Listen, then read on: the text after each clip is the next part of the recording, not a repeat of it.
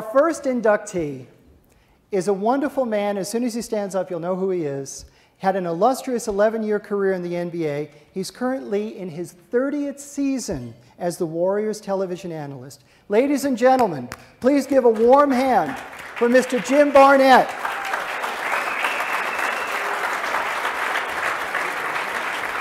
Thank you, Jim. Thank you, Mike. Thank you.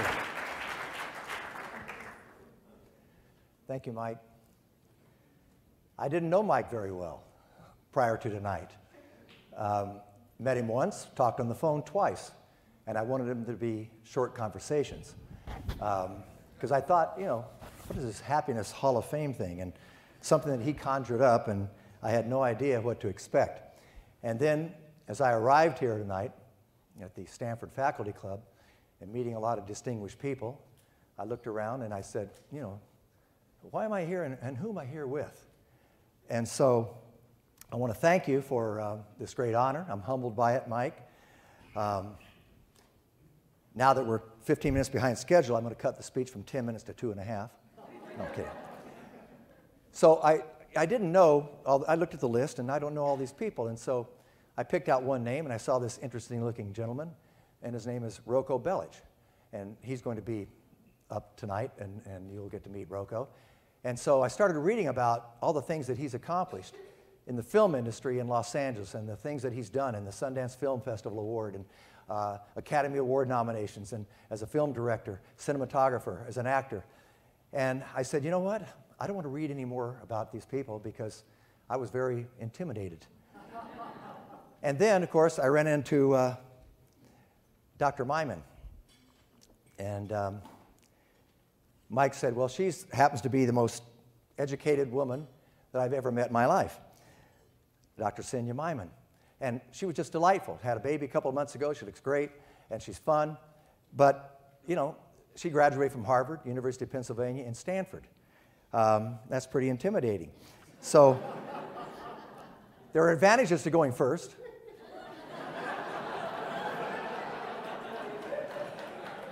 Number one, her brother Alan, who's out here visiting from New York, fixed one of the happy drinks that has vodka, iced tea, tonic, and a little guava. And mine's under the chair over there, and I'm going to get down that as soon as I get off this podium.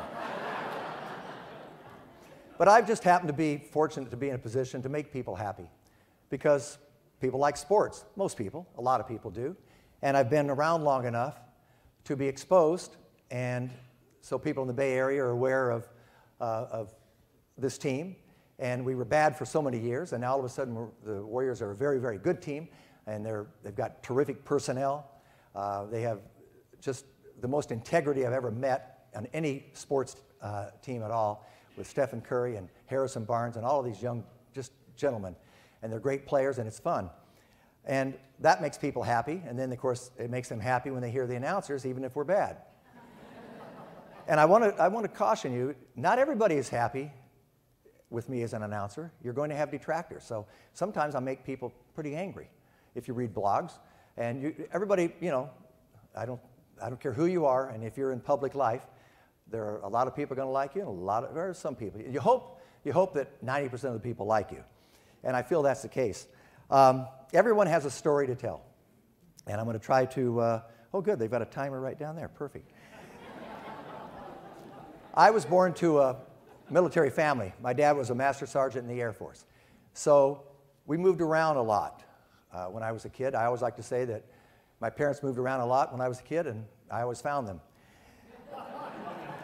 We lived in Shanghai, China in 1947. I was born in 1944. Just turned 70. I'm very happy to be 70. I mean, I'm glad I'm alive. I don't think I was real happy to hear that word or that number. But I feel great, and it's kind of fun. It's interesting.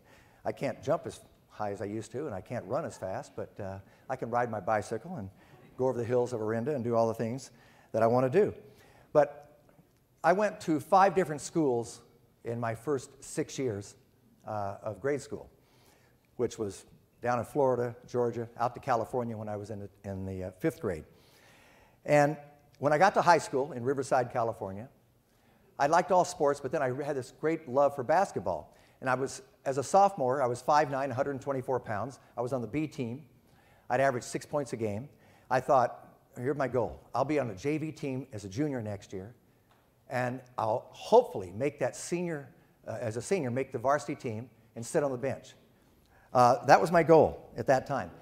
But if you ever achieve anything, and I'm sorry about the water, but I get a little dry mouth because I took a Sudafed earlier today. And our head coach was a guy named Tom Williams who had never spoken to me ever. And that spring of my sophomore year, he came over to me and said, Jim, are you going to be first string varsity next year? And I thought, I couldn't even believe he was talking to me. I said, well, I didn't think I was even going to be asked out for the team. They had everybody coming back. They went 1-11 in the conference, and every player was back. You know, there was a sophomore, junior. There were no seniors on the team that year. And so I said, first string. He said, if you don't get any confidence in yourself, you'll never go anywhere. If you want to be a success, it's 75% desire and 25% ability. And I believed him. At least, I kind of believed him. But he lit a fire under me, and I started playing basketball all the time, all summer long, adult leagues, shooting all the time. He inspired me. And I think we're all inspired by someone or many others along the way. And that's what Tom Williams did for me. He made me live a dream, live out a dream, and it changed my life. So I did start on the varsity team the next year, and we were really good. We were 21-2. I don't know how that happened and stuff, but I'll tell you what, he gave me an incredible desire. And I've always had that killer instinct, and I loved the game. I slept with a basketball in high school. I didn't even get my license until I was almost 17 because I didn't care, and that's unusual in California. I didn't care about girls. That's since changed a lot through the years. But I got a lot of scholarship offers all over the United States. I will say this real quickly. I got a scholarship from Don Haskins, who was at UTEP, and I would have been a senior in 1966 when they won the NCAA championship against Kentucky, an all-black team, first time ever, against an all-white team. So if I'd have gone there, I don't know whether I was set on the bench. I know I would have been one of their better players, so they couldn't have made the movie Glory Road. But I chose the University of Oregon. I visited Stanford, by the way, and Dr. Myman, I want to say that I always tell people, it's so true, I came very, very close to going to Stanford, just 1 grade point average. It was very, very close. So I went on to the University of Oregon and became an All-American, set the scoring record at that time, and lo and behold, I became the #1 draft pick of the Boston Celtics in 1966. And to tell you how different it was then, I remember in 1963, Nate Thurman always tells me this, he was the 3rd pick overall, he was at Bowling Green University, and someone walked up and said, hey, you got drafted by the San Francisco Warriors. He said, what are you talking about? He said, well, the NBA draft. He said, what, is that happening now?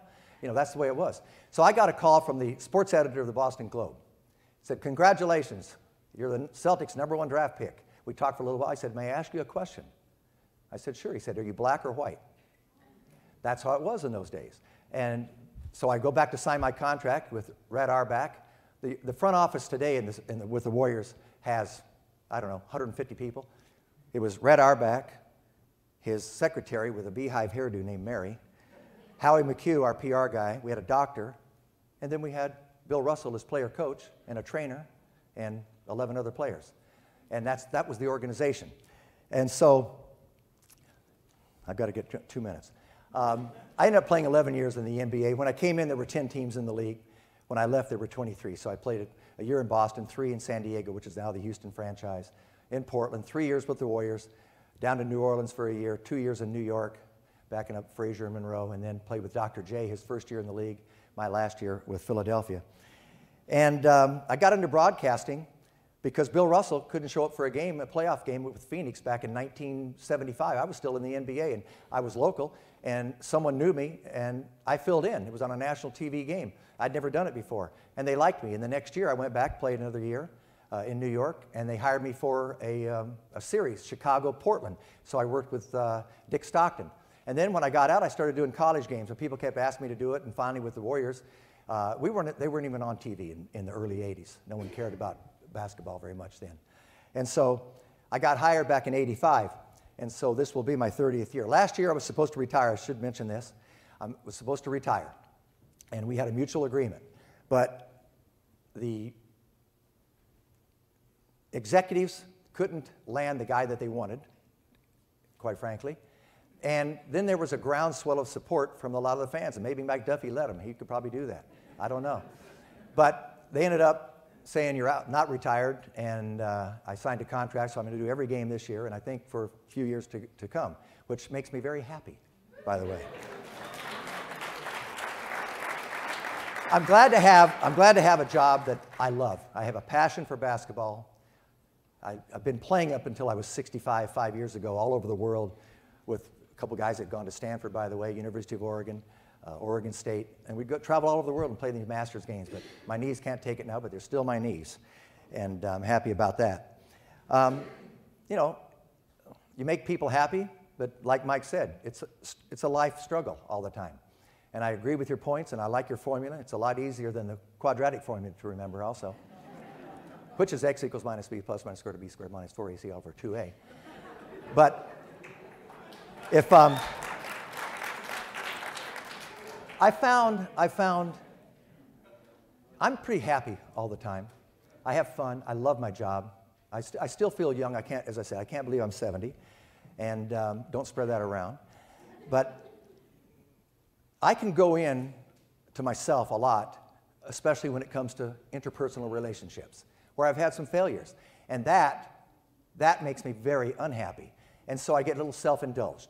And so I found through the years that if you want to be happier when you're like that, go out, and I go to basketball camps, do clinics, go help people. And if you think of others and help others, to me, I think that's a great success and a way to get out of a self-indulgence where you just think about yourself all the time. Life is good, and I really appreciate being here tonight. Thank you for the honor, and I look forward to the few honorees coming up.